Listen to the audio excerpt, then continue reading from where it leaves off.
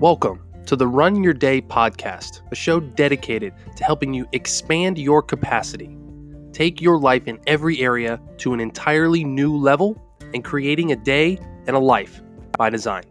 Here's your host, Dan Hafner. Hello, everyone. Welcome back to another episode of the Run Your Day podcast. As always, your host, Dan Hafner here, creator of this podcast and founder of Runwage. Today's topic is this: dealing with excess energy. As always, appreciate you guys joining. Enjoy this episode. All right, so this is actually take 2 of this episode today. I was trying to record something earlier, which we'll talk about on a different day. And I got about, 6-7 minutes into the episode recording, and I'm doing this one at home, and my dogs started barking. Like, they went freaking nuts over, I don't know what. They just bark at random shit outside, you know? Then the other one started barking at me to take him for a walk.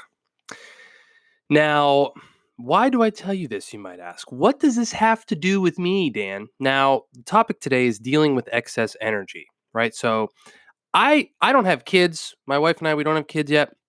We're getting there soon, but we have 3 dogs. For any of you that I haven't told this story to yet, we have 2 little dogs, 2 little Chihuahuas, and 1 bigger dog who we just got last fall. And he is an Aussie Shepherd / Golden Retriever mix. He's white. He's got blue eyes. He's beautiful, beautiful dog. But he has shit tons of energy. Like, this freaking dog never stops. Now, the dog that needed a walk, that was begging me for one in the middle of this podcast, was one of our little dogs. His name's Chico. And he's just like literally sitting there on the floor, staring at me, barking at me, shaking like Chihuahuas do. They shake. It's a stereotype, but it's true. And he just was like, he was just looking at me with those eyes, like, bro, you take us for a walk every morning. What are you doing? I got to go for a walk. Well, like, come on, like, get your shit together. And I'm sitting here in the middle of this podcast, and I'm like, son of a bitch, like, all right, fine. Like, so basically, I could save that recording of that episode and I could go somewhere else with it. But I was already like almost done, and it just got ruined, and I lost my train of thought. And I was like, shit, like, all right, fine. I'll just take you for a stupid walk, right? So as I'm walking, I'm thinking about this concept and how it relates to all of our lives, right? We all have, you might have this excess energy, quote unquote, this excess energy in your life somewhere, whether you have, maybe you have kids. And like, I can't relate with you. I really wish I could, but I can't. But I know, for just in the cases where I've been around, like my nephew and other people with kids in the house, like, there's energy all the time. Like, they need entertained when they're at the right age, right? Like, they just require attention. They have energy. There's just always shit going on. Like, things breaking, things got to do this. We got to do that. We got to do this. There's this thing. There's that thing. It's just everywhere, right? And this happens with pets. This happens with ourselves. This happens with significant others. There's just always energy that needs dealt with in the form of built up tension or energy, right? Like, these dogs hadn't been walked since yesterday afternoon because it was raining here. They had been sleeping all day. And the funny thing is I've gotten into the habit now with all this coronavirus stuff and different work schedules and all these different things, that I take them on multiple walks a day. It used to be just once a day, where that was all they needed. Like, I'd get up in the morning, I'd let them out, I'd go to work, I'd come home, I'd walk them, and then, like, that was it. That was all they needed, and maybe a little fetch, right? Now, with me being home more and working from home and doing my business and still working, going out and doing, like, working at different places, like, I'm home more, so I walk them more. I get them a walk in the morning to deal with that morning energy, and then I take them usually later, and I might even take them a third time in the middle of the day.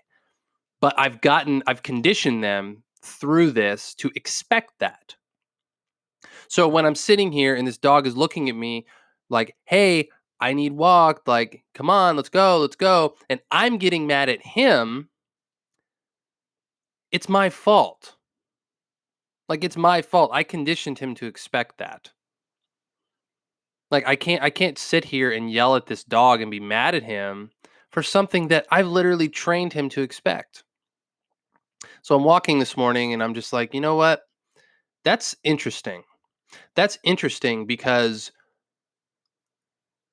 I can think of other areas in my life where there's like even when I deal with myself, like myself inside of my body, right? Like I can feel I've conditioned myself to be in pretty decent shape throughout my life.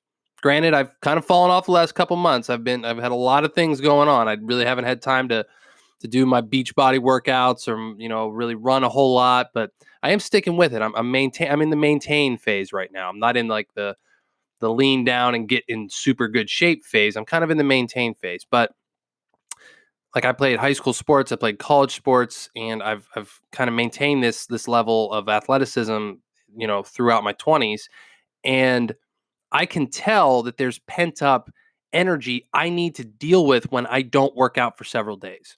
Like it's just an energy that's like my body just telling me, dude, you got to move. You got to get up and move. And if any of you are runners that are listening to this, you know what I'm talking about. Like almost every day, maybe every other day if you haven't got really into it, that you just start to get restless. Your mind and your body, you start to notice this urge to just be like, man, I just got to go for a run. Like you get this itch. You get this itch, right? You're just like, oh man, like I just got to move. I got to move. And that is this type of energy that I'm talking about, right? And this is what my dog was exhibiting this morning. He was getting that urge to just be like, man, this time of day, I'm usually moving by now. Like what's going on? Come on, right? So how do you deal with that energy, right? How do you actually deal with that pent up energy in your life? Do you ignore it? Because that's a very, very quick way to get out of shape, to be a lot lazier than you usually are, and to just kind of give up on yourself, right? Or do you actually take action when you get that? Do you block off time? Do you say, okay, like I'm just gonna deal with this and get it over with and move on? So what I do is it's just like when this happened, right? Like I have to drop everything. I have to be like, okay, I'm going to deal with this because right now I'm trying to do other things. I have other more important things that I need to do. But this energy, if left undealt with, is going to cause me more trouble and more pain in the immediate future than if I just take 10 minutes and deal with it right now.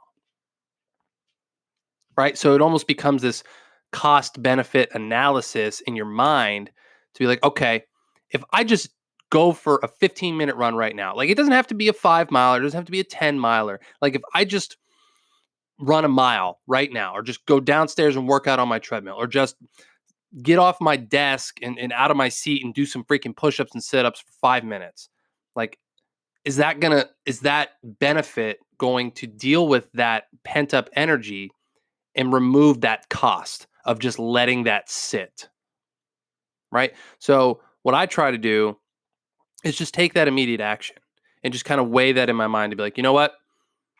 Is 10 minutes of being a little uncomfortable and active worth, the next few hours of not having to deal with this pent up energy? Yes. Okay. You do it. Like, even if it's inconvenient, even if it's not like the time to do it, like, is this going to help the thing diffuse, right? And I'm sure you can do.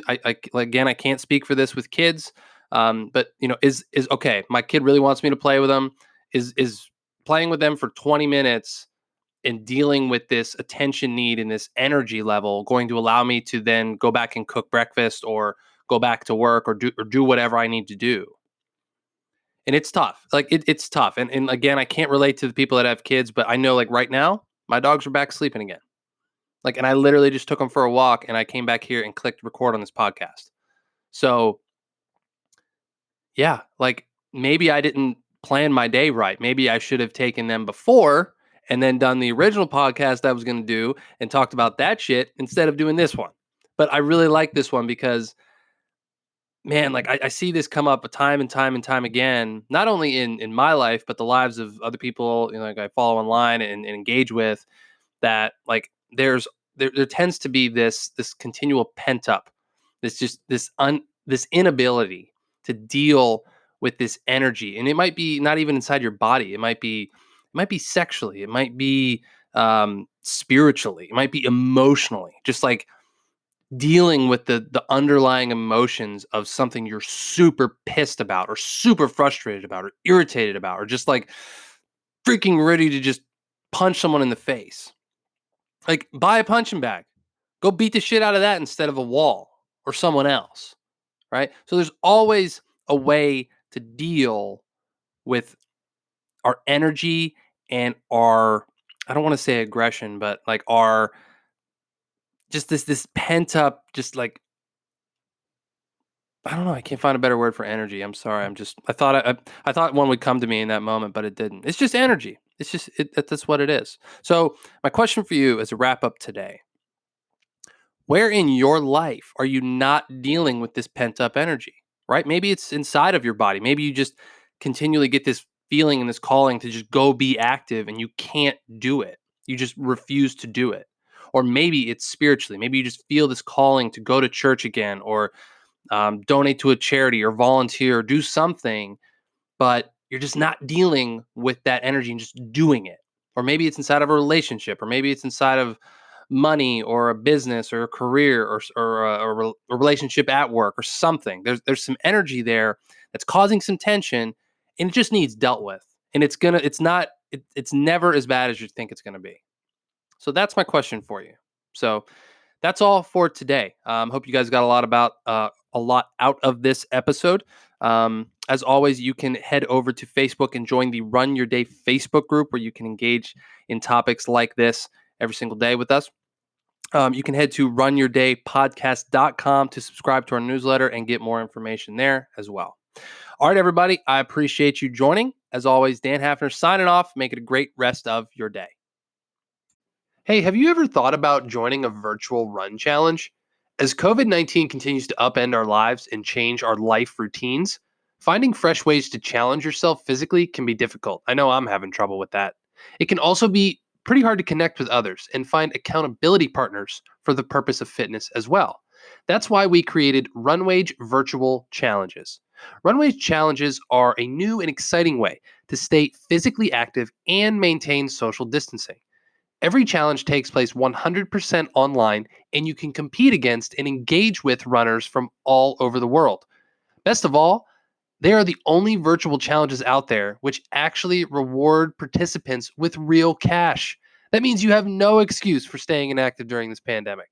So if you've been looking for a fresh and interesting way to stay active and get your miles in, go to runwageapp.com/virtual challenges to join me and the diverse community of runners already competing. That's runwageapp.com/virtual challenges. Can't wait to see you there.